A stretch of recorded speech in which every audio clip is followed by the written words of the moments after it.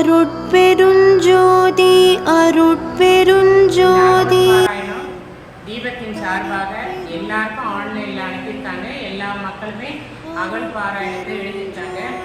2000 books அகல் பாராயணத்தை நம்ம ஜோதிமா மலையில் அங்கே கொண்டு போய் அதை சேர்க்கணுங்கிறதுக்காக இந்த நிகழ்ச்சியை தீப அறக்கட்டளை ஏற்படுத்தியது. அதுக்கு வெற்றிகரமாக எல்லா மக்களுமே அந்த அகல் பாராயணத்தை பண்ணியிருக்காங்க.